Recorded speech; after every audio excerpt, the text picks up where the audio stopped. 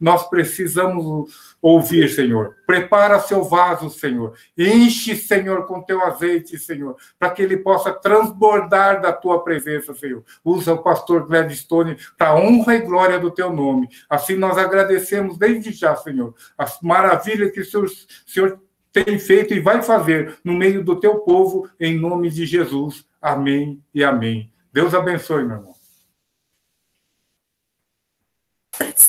Pastor Gladstone, está com a palavra. Amém. Deus tem nos edificado através dos testemunhos, através da comunhão, da intercessão, e mesmo estando longe, e quando a gente tem essa oportunidade de estar compartilhando, orando, intercedendo e louvando a esse Deus que é maravilhoso, isso enche o nosso coração. Então, nós somos gratos a Deus por esse tempo que nós vamos estar juntos, né?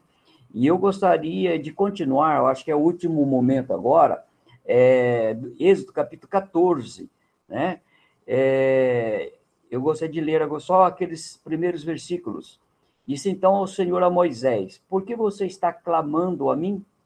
Diga ao israelita que sigam avante. Erga a sua vara e estenda a mão sobre o mar, e as águas se dividirão para que os israelitas atravessem o mar em terra seca. Eu, porém, endurecerei o coração dos egípcios e eles os perseguirão. Repetindo esse versículo, eu, Deus, porém, eu vou endurecer o coração dos egípcios e eles vos perseguirão. Mas aí Deus fala, e serei glorificado com a derrota do faraó e todo o seu exército, com seus carros de guerra e seus cavaleiros. Amados, nós sabemos que em Êxodo capítulo 14 é narrada a história da manifestação do poder de Deus. Um Deus nosso que é onipotente, onisciente, onipresente.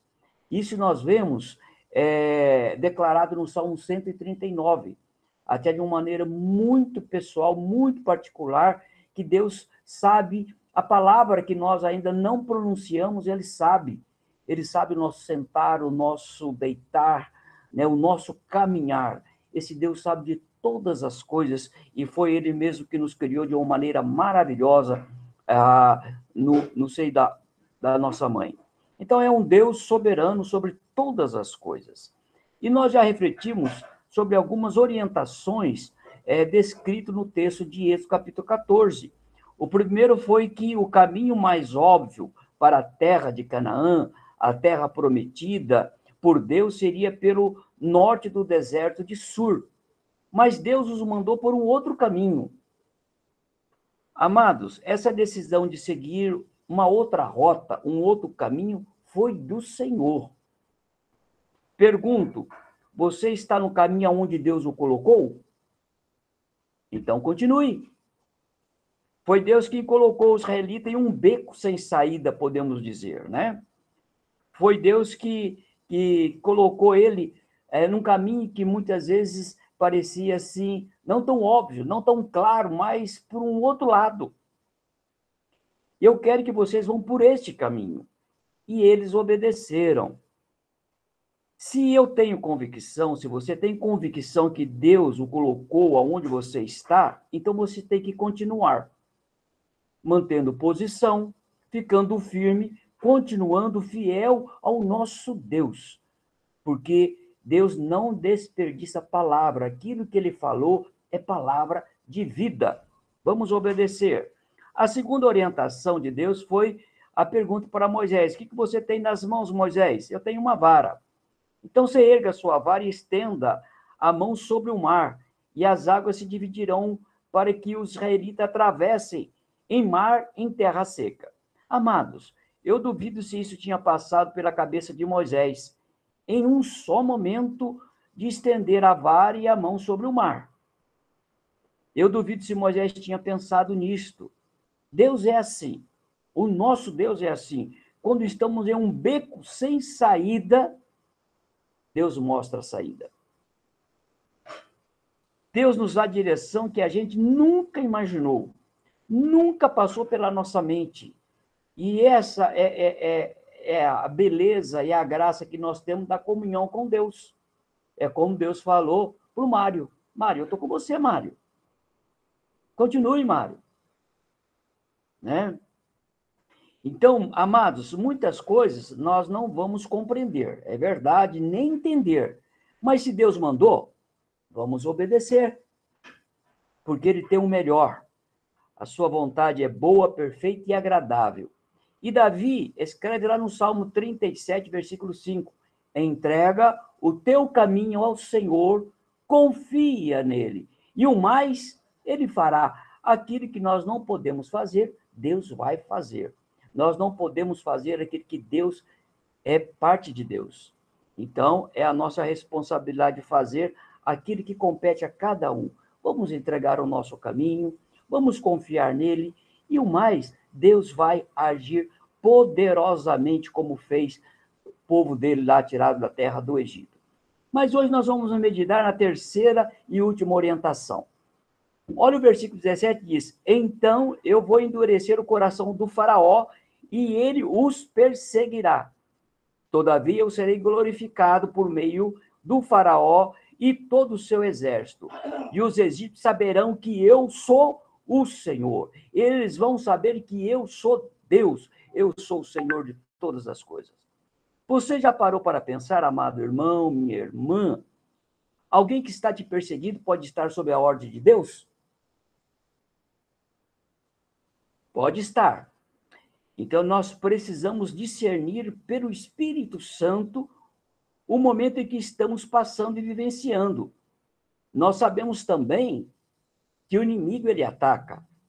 Nós sabemos também que o inimigo arma ciladas. Nós sabemos também que nós temos que nos proteger com toda a armadura de Deus para poder permanecer firme. Mas tem muitas coisas que é Deus que faz. Então, nós temos que discernir se vem de Deus ou não vem de Deus. Quem colocou o espinho na carne do apóstolo Paulo? Foi Deus. E o apóstolo Paulo começou a clamar 3 vezes, e Deus falou assim, a minha graça te basta. Porque tinha um propósito naquilo. Tinha uma razão naquilo para que Deus seja glorificado. E aí o apóstolo Paulo fala, quando eu estou fraco, aí que eu estou forte. Eu dependo de Deus, desse Deus maravilhoso. Mas, amado, vamos ser honestos, a gente não pensa desta forma muitas vezes, quando nós somos perseguidos em nossa vida. A gente sempre acha que é do diabo, é o diabo. E muitos dizem que essa pessoa veio do inferno, alguém que está nos atormentando, que está fazendo algumas coisas contra a nossa vida. O Senhor falou, eu vou fazer com que os egípcios persigam vocês. Mas o que Deus diz também é que ele vai envergonhar os egípcios. E o que Deus também falou que através disso ele seria glorificado e seria conhecido. Então, muitas vezes nós estamos sendo perseguidos, mas isso é para a glória de Deus.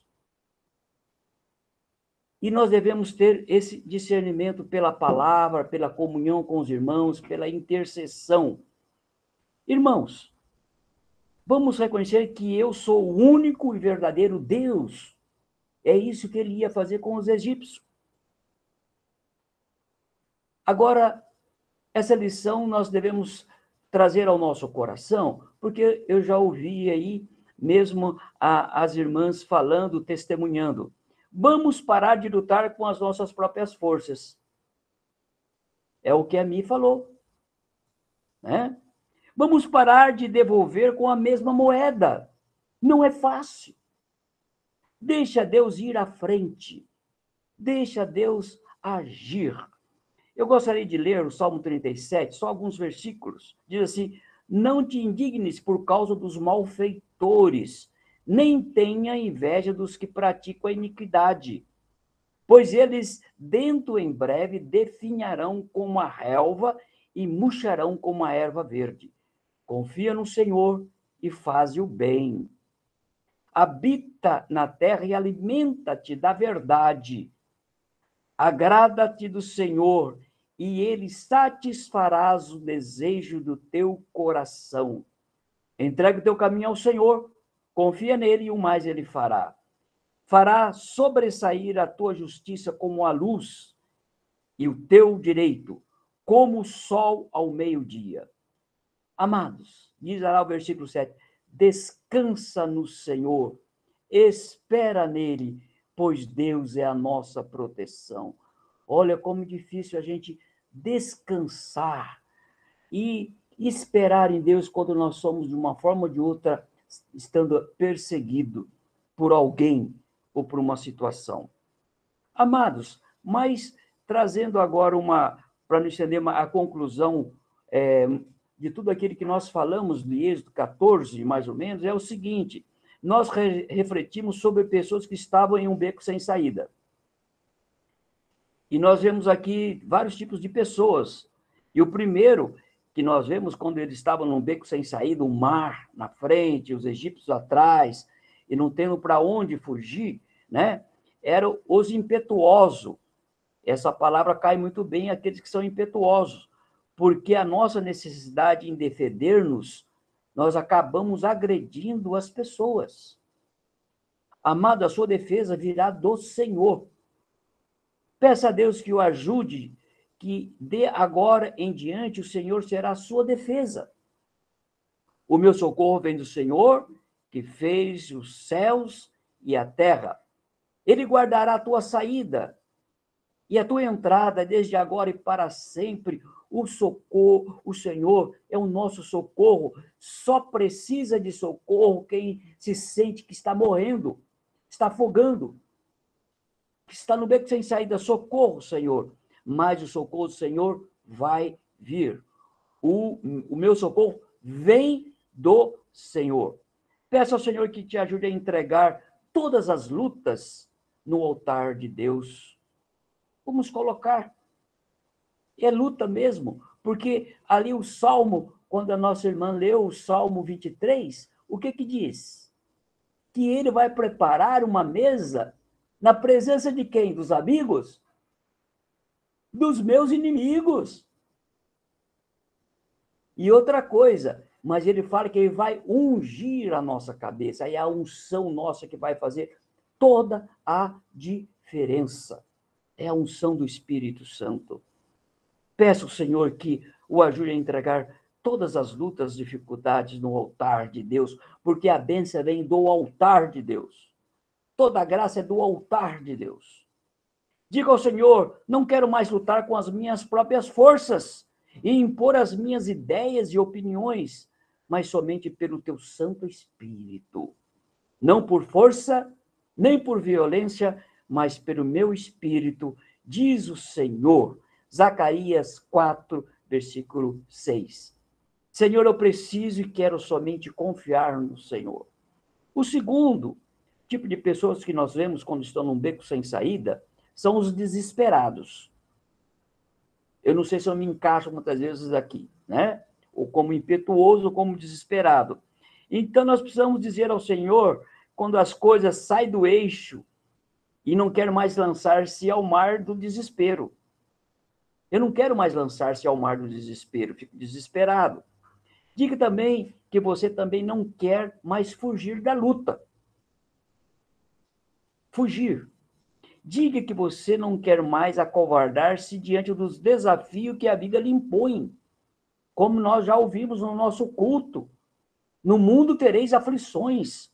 São desafios, são lutas.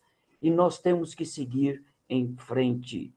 Diga ao Senhor que você está cansado de resignar, de olhar para trás com melancolia e frustração, de querer voltar ao tempo e tentar resolver algo que você já perdeu. É olhar para frente.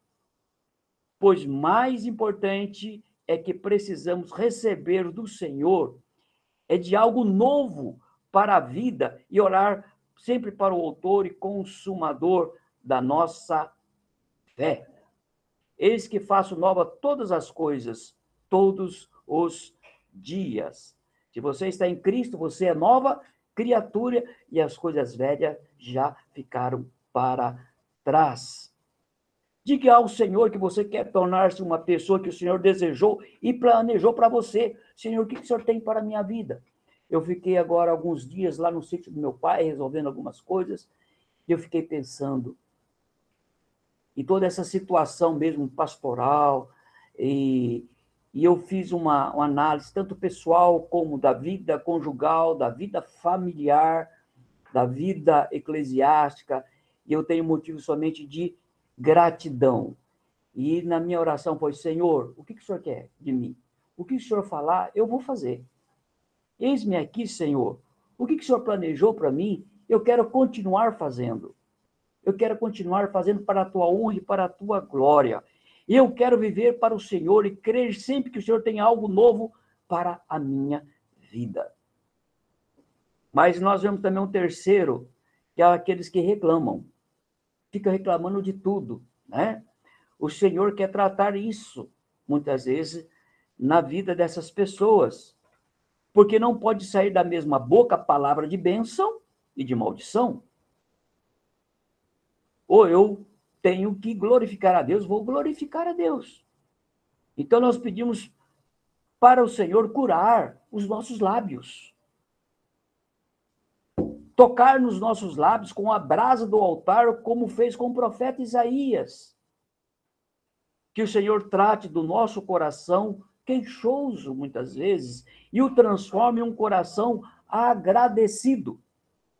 Em tudo dai graça, diz o Senhor, porque esta é a vontade de Deus em Cristo Jesus para conosco. Com um coração grato, outras bênçãos vão fluir em nossas vidas. Gratidão. Fale com Deus, vamos falar com Deus. Vamos apresentar a Deus reconhecendo os nossos pecados, confessando esses pecados, recebendo perdão em Cristo Jesus, e aí nós seremos cheios do Espírito Santo de Deus para falarmos da salvação e da pessoa maravilhosa de Cristo Jesus. Amados, porque ninguém pode apresentar-se a Deus em consagração se não for você mesmo. Eu tenho que me consagrar. Não é meu pai, não é minha mãe, não é meu filho, sou eu. Eu que tenho que me apresentar no altar de Deus e me consagrar. Como diz a palavra de Deus, que os que vencem o mundo é a nossa fé. Fé em Deus. E a fé vem pelo conhecimento e conhecimento da palavra do Senhor. Eu fico muito contente e fiquei agradecido pela vida do Jonas, que ele veio procurar alguns livros, que ele ia fazer algum trabalho. É conhecimento, é ter fé, é saber que esse Deus é maravilhoso, não somente intelectual, mas experimentar no dia a dia. E eu sei, do coração consagrado do nosso irmão Jonas, como muitos jovens da nossa igreja. E como diz a palavra de Deus, o que vence o mundo é a nossa fé. Que mundo? É um mundo longe de Deus, esse mundo corrompido, esse mundo de violência, esse mundo onde os valores estão completamente invertidos. É a nossa fé que vence o mundo, é a fé em Cristo Jesus, é um mundo longe de Deus. E diante desse mundo, a palavra de Deus ao nosso coração é para a gente não retroceder, mas seguir adiante com fé. Diga ao meu povo que marche. Vamos marchar. Nós estamos indo para Nova Jerusalém. Lá, Mário, nós não teremos mais dor na coluna, cabeça. Lá nós vamos ter um corpo incorruptível, né? Aqui nós passamos por essas limitações, né? Mas graças a Deus que apesar disso nós temos a graça de Deus que nos ajuda a avançar, e Ele traz sempre um refrigério para a nossa alma, Ele traz sempre ao nosso coração uma palavra de ânimo, de estímulo. Vamos para frente, né? E é a fé. E essa fé, sem essa fé, é impossível nós agradarmos a Deus. Como diz a palavra do Senhor, porque viveremos por fé e não pelo que nós vemos. Muitas vezes nós não vamos ver nada, mas é a fé em Cristo, e diz que o justo viverá pela fé. Não vamos retroceder. E muitas vezes, quando vier ao nosso coração não ser grato, muitas vezes agir por nossas próprias forças, muitas vezes nos murmurarmos, vamos parar um pouco, vamos pensar. Deus tirou aquele povo da terra do Egito como escravo e mandou para a nova terra, a terra prometida, e nós também estamos indo para a Nova Jerusalém. E diante dessa caminhada, muitas coisas vão acontecer, muitas coisas, mas o mais importante é que nós somos um povo de Deus, e Ele nos libertou do pecado, nos concedendo uma nova vida, a salvação em Cristo Jesus. Vamos prosseguir com fé no nosso Senhor e Salvador Jesus Cristo, olhando firmemente para o autor e consumador da nossa fé. Amém? Amém. Palavra agora